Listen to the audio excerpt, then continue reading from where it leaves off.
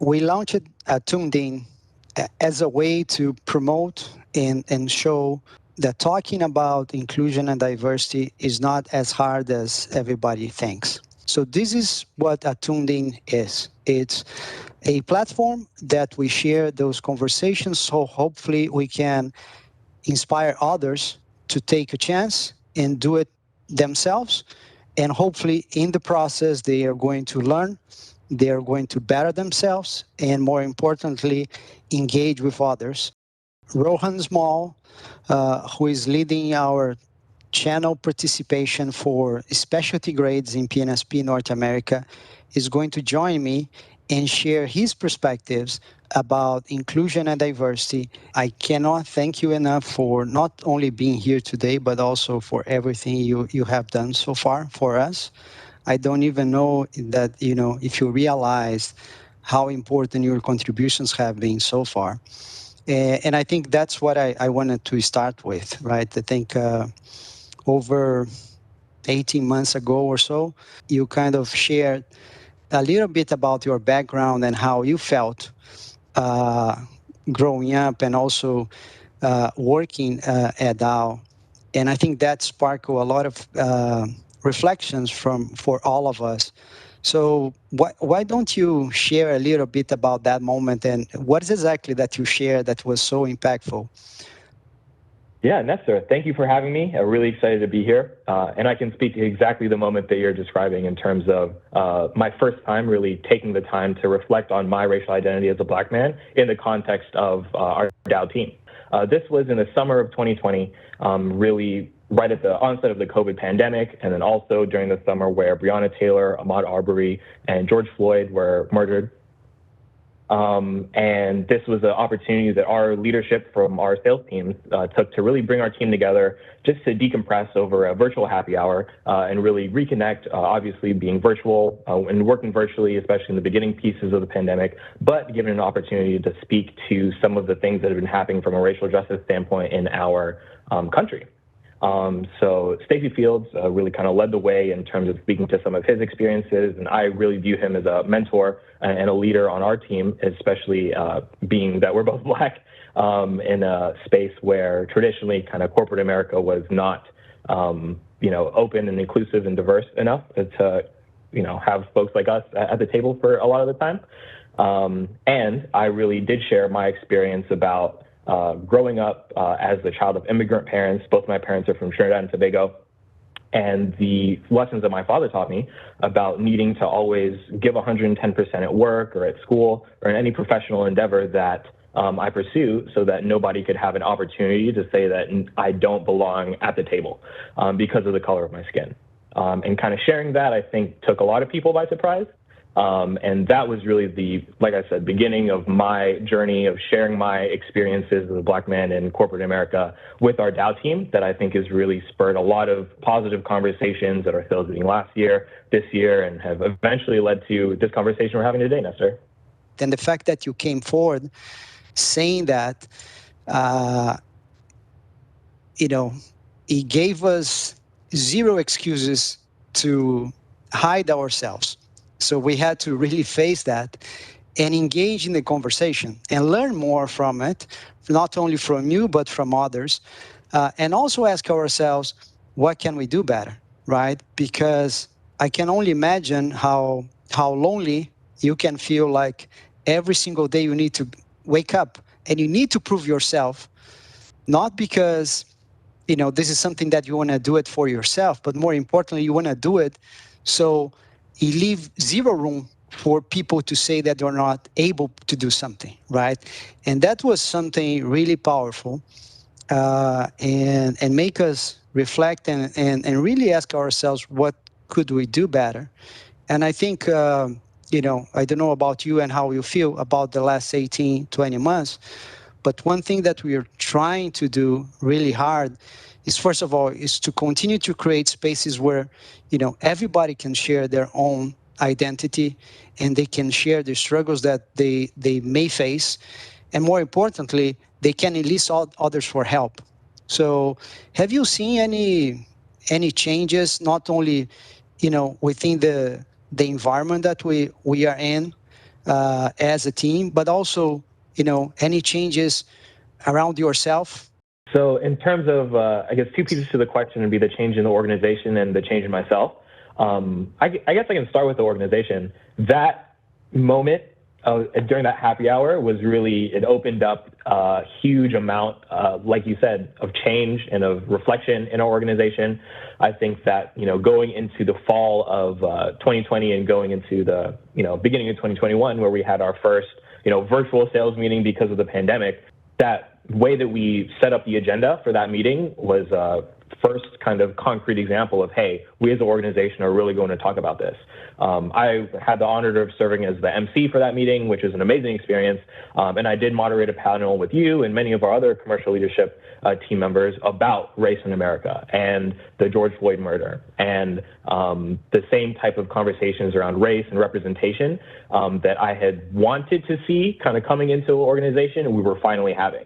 And that spurred a lot of other discussions. I know that we had like lunch and learns with many of the commercial leadership team members as well, where there were some readings that we had shared with the broader organization around Black History Month and about the history of race in America, and really came together intentionally over a lunch hour as a team across functions, across work groups to really talk holistically about race in America, diversity and inclusion. How do we, in a virtual environment, work and strive to continue to educate not just ourselves, but our colleagues as well as our communities around some of these issues and impact positive change. And then kind of fast forwarding into our sales meeting in Naples last month, I believe, or earlier this month, we had, again, an amazing display by you and Kevin and Stacy talking about a lot of these same topics, but really elevating the conversation. We started with a, activity around unconscious bias, which in my experience at Dow before, we've never had that type of our entire 300-person organization participating in this exercise and reflecting internally about how do I associate myself with folks and how do I broaden my circle. So organizationally, I think that we've made a huge stride, and I've been really, really excited and honored to be a part of kind of the development and continuing work there. Personally, I think that this experience has really been a crucible story for me in terms of this is really the first time that I'm taking the time to reflect on the way that I feel as a Black man in America and being, Black in corporate America as well. And not just being very focused in terms of deliver, excel, perform, which is something that my parents had grown me up believing, being, as I mentioned, immigrants from Trinidad and Tobago, and going through a lot of discrimination in their lives.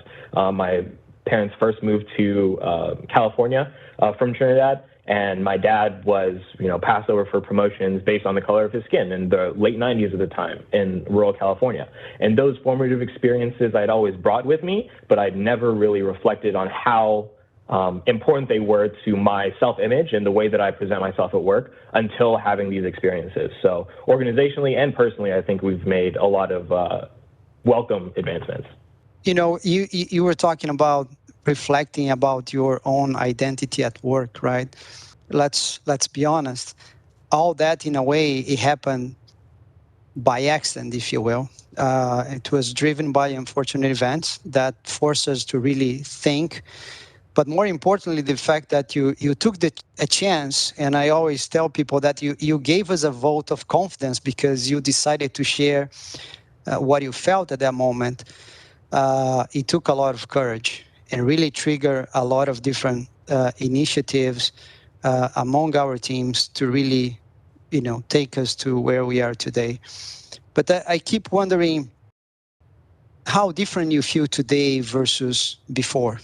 I would say today that because of the elevation of the conversation around diversity and inclusion that we've had, not just from a corporate standpoint, but from your leadership, the Attuned In series, obviously this episode, but then also the other articles that you did with some of our colleagues before, I don't see any of those types of behaviors today. I really am seeing a lot of folks reaching out and asking to get, more involved, asking me to help them, be put onto some more resources they can use to educate themselves. So not really anything that I'm seeing, from a negative standpoint today. I think that the way that I would have reacted before all of these events had transpired and I did all this internal self-reflection, was to, again, kind of just focus on what I can control. It's kind of a concept called sphere of control versus sphere of influence. I can control what I can control. I can control the way that I look. I can control the way that I dress. I can control the way that I interact with others. And if people have, opinions of me because of things outside of my control, then, that's things that I can influence, but I shouldn't really lose sleep over. So, can you tell us a little bit about, how you felt when you first joined? I think you joined fresh out of college, right? And given everything we were discussing in terms of how the organization have been evolving, it's always challenged to get your first job. But then, within the context that we're discussing, probably is even more challenging. So if you can talk to us about how you felt, how you found your way through the first years of your career. I think that would be great, so people can get to know you a little bit better. Absolutely. In terms of my story of how I came to Dow, I actually interned with Dow during my junior year summer in college. And I'd actually been exposed to Dow from my sophomore year in college when, during one of my communications classes, the on-campus recruiting team came and presented about how to give an elevator speech and how to write a resume, kind of basic career type of advice for sophomores in college that are really going through this process for the first time. So I had a really great connection with my recruiter. He mentored me, I guess, for the next year until my junior year. And then I was interviewing for the commercial development program, marketing and sales internship program. And I got an offer to come to the second round up in Midland, Michigan, because the first round was on campus in Austin. So I always knew that Dow was a great chemical company. And I knew that there was a lot of work going on from a diversity and inclusion standpoint from a lot of the, marketing materials that the on-campus team would come to UT and, present on. And it was great to, know that these things were happening, but I really wanted to experience it for myself, which is why I was really happy to get the opportunity to go to Midland to do my second round interview, go to East End and really meet the hiring manager, meet some of the, future coworkers that I'll be working with, so on and so forth. So I distinctly remember flying up to Midland from Austin, connecting through Detroit, landing late at night. And I'd always known that Midland wasn't the most diverse town demographically, but I landed and there was nobody that looked like me. I went to the H Hotel, nobody that looked like me. I interviewed, it was a full day interview, and amazing experience. I knew that Dow was a great place from a professional development standpoint, but I still couldn't really get over the fact that, hey, there's all this talk about diversity and inclusion and ERGs that I'm seeing from these presentations on campus, and that's not really reflected in any of the folks that I'm meeting, with the exception of one individual. So after the first half of the morning of my interviews and so on, we went to lunch with some of the current class of CDPs, and there was one black CDP, his name is Frank Sanders, that was part of that group. So we had an amazing time talking about his experience and everybody else's experience kind of up until this point, why they chose Dow, why they chose a CDP, which really put me at ease.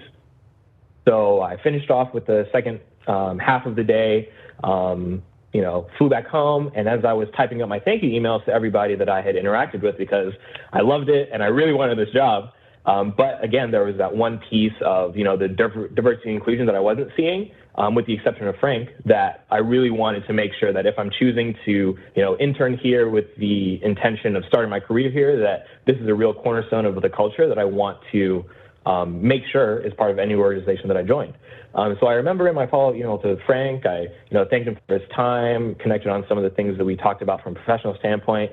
But I did also say, hey, Frank, I noticed I came up to Midland. It's not a very diverse place. You were the only black person that I met on my entire trip up to Midland. How do you feel as a black man working at Dow? Do you feel included? Do you feel all these ERGs that folks have been talking to me about? Are you a part of them? Have they helped you? And he responded back that, yes, they had, that, the representation of a day and a half that I had in Midland was not the full Dow experience that organizations like, I think it was called African Affinity Network at the time, or African American Employee Network at the time, was, an organization that he was a part of, and that there are so many other cultural organizations or ERGs at Dow that he loved his experience there. So because all my other boxes were checked, after that response from Frank, I said, hey, if it's good enough for him, it's good enough for me. Let's spend the summer here and see what happens. So I interned in PNSP. I had an amazing experience doing marketing and food packaging, and then I decided to sign my full-time offer to come back as a seller. And like I said, it's been 3.5, almost 4 years, and I love my role. So, we cover the past. Maybe we talk about the future a little bit. I mean, with everything that you've been experiencing, and also the fact that you were seeing results of that were driven by your actions, right? What else do you see happening going forward in terms of how can we help our organization to be even better? How can we help all our employees to feel that they can have the same courage that you had to speak out and share how they may be feeling, or how maybe something that we're doing it's impacting them. uh, what do you like to see happening, so more actions like the one that you took are more common, more conversations like the one that we're having, and a lot of the conversations that we have on a daily basis continue to happen, hopefully in an even higher and bigger scale. um, can you give us a little bit of ideas and suggestions? yeah, absolutely. In terms of ideas and suggestions, I was in a call with our Asian Diversity Network, I believe, last week or the week before, and Alvita Williams was our guest speaker. And some of the same kind of questions were asked in terms of, hey, what do we do going forward? How we continue to elevate the conversation around diversity and inclusion? I really feel, like you mentioned, the efforts over the past 5 years have really put the strategy in place to allow these types of conversations to happen, in terms of focus on ERGs, of which I'm a huge proponent of. Those are actually, I joined GAN as soon as I joined Dow because of Frank's recommendation. And now I'm an employee of our RISE Early Career Network. I'm part of our, like I mentioned, Asian Diversity Network. And I think that the ERGs and being involved from that standpoint is really the breeding ground for these types of open conversations that we might not necessarily have had a focus on in the business in the past, right? One thing that I'm actually really looking forward to this year is our Emerge conference. So it's our all ERG conference. It's being held in Houston.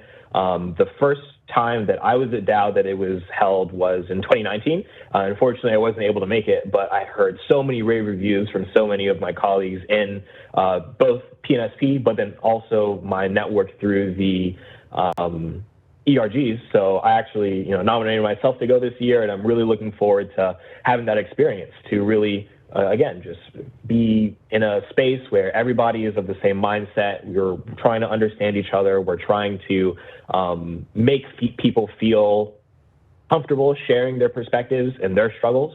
So going forward, I think that employee, engagement in ERGs, it was, the solution for me that gave me the confidence to speak up and gave me the confidence to be a leader from a D&I standpoint in our business.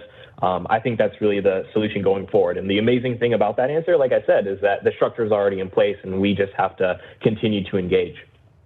Something that was really telling to me is when you shared your story, there's a lot of people, including myself, that could relate to that burden, if you will, or that pressure. Even though we come from different upbringings, we have different backgrounds, but people could relate to that. So do you see those conversations as also being courageous conversations, or is it just a matter of people really,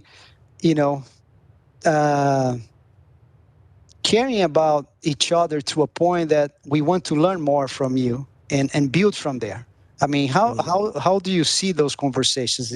How much courageous that they need to be, or how much more, people just need to care about each other and really be curious about each other, not to to look for gaps, but look for commonalities. Can you talk a little bit about that? Absolutely. From a courageous conversation standpoint, I don't necessarily agree about that all the time. I would say that I feel like I was courageous in taking the first step of being, you know, not being self-aware to the point of, oh, I wonder what people are going to think about me. But I was courageous in that I don't care what people think. I'm going to say what's on my mind. I feel like taking that first step is courageous, but kind of continuing the conversation and really deepening these ties and relationships that you have with your colleagues that are of different backgrounds outside of just the work context, but from a cultural context as well. Those everyday interactions are really more about getting to know somebody, being open to new ways of thought, being open obviously to different cultures. So yeah, I would nuance it with you really do have to be courageous to take that first step to join the mailing list of the ERG or to show up to that first meeting or to go to that first, volunteering event. But I feel like after that, everybody in the D&I space at Dow, all the ERG interactions that I've had have been really, really positive where people want you to come back. People want you to feel engaged. People want you to feel like you're really making a difference by participating. So yeah, that would be my thought. Okay.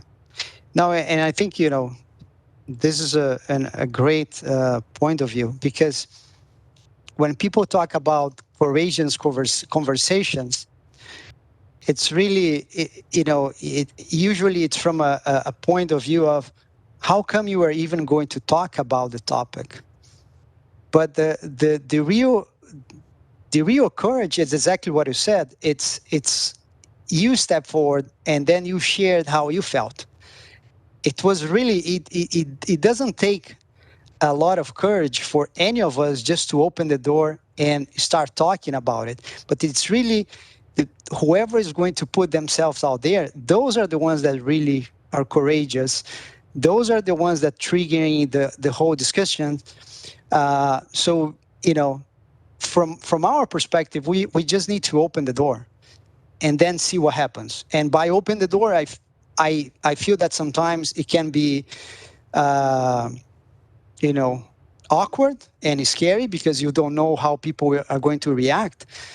But the real courage is with people like you, right, or Stacy and others, that you come forward and you share your perspective, not knowing how others will react, but you do it anyways, right? Because it's the right time, is the right moment, and you felt that it was better to do it and see what happens than not to. So for that, I cannot thank you enough, not only on a personal level, because I have learned and continue to learn a lot from you, but also and especially because of what you've done for our entire organization, triggering a wave of discussions and interactions that hopefully, and I know for sure, is making a lot of us better. So thank you. Thank you very much. I appreciate it, Nestor. That means a lot.